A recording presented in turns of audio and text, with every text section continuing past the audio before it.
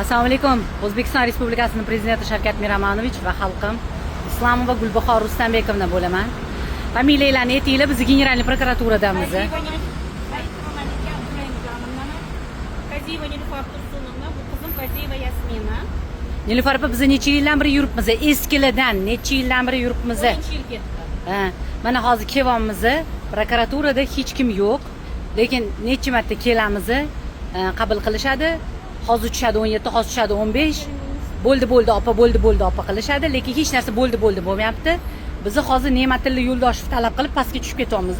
To'polon janjal yo'q. Yuringlar, ketdik. Mana hozir General prokuraturadamiz. Hozir ketishyapti hozir. Ketyapmiz, qabullarni so'rab. Necha yildan beri yuribsiz Malik opa? 10 yil bo'ldi. 10 yildan beri yuraman. Sizchi?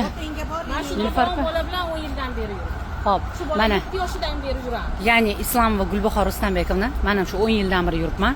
Hurmatli Shavkat Miromonovich, men orqamachasi anaqa qilaman, mana yurishib ketishyapti. Mana shu rasmingizni ko'targanimiz uchun, konstitutsioniy haq-huquqlarimizni talab qilganimiz uchun saniki deysizlar, bularniki deysizlar, maniki deysizlar, lekin konstitutsiya yo'q ekan. Chunki men konstitutsiyani ko'tarib 7 million shtraf oldim. Xalq uchun ishlamayapti, to'ppa-to'g'ri. Men shuni ko'tarib, shuni hurmatli prezident, narушается мои конституционные права deganimni ko'targanim uchun menga 7 million jarima qo'yildi. Hurmatli Shavkat Miromonovich, bizani ishimizga nuqta qo'yib berishingizni, bizani talab qilaman, bizani qabul qiling. Bir ovozdan Shavkat Miromonovich prezident. Bizni sabotaj qilmayapmiz. Bizni jamoat tartibini saqlagan holda mana ishxonangizni pastiga Ne'matilla Yo'ldoshev oldiga ketyapmiz. Xalq qilib bering deb, lekin xalq bo'yotgani yo'q. Mana Nilufar opa necha yildan beri nogiron bolalar bilan yuradilar. Lekin chaqiramiz tepadan 16-17 tushadi. Xo'p. Lekin xo'p bo'lmayapti. Mana hozir mana shunaqa yurganimiz uchun meni turmush o'rtog'imga kuchli ta'zir, tahdidlar, mana yoza nima bo'ldi?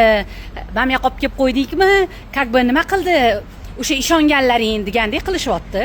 Buni ijtimoiy tarmoqqa qo'yamiz. Buni o'zimizni xavfsizligimizni ta'minlab videoga olamiz. Hozir naryo betga o'tgandan keyin yana efirga qaytamiz. Efirlarimiz ko'payib ketmasin. Va yana qaytamiz. Hurmatli yurtdoshlar, iltimos repost qilib yuboringlar. Iltimos Saida Mirziyoyevaga va prezidentimizga yetib borsin, iltimos qilaman. Iltimos. Prezident Saida Mirziyoyevani atmetga qilib yuboringlar kommentariylarda. Malik opa, Atmetga qilib yuboringlar prezident kommentariyalar. hammamizdan iltimosimizni va yordaminglar bo'lish uchun iltimos qilaman.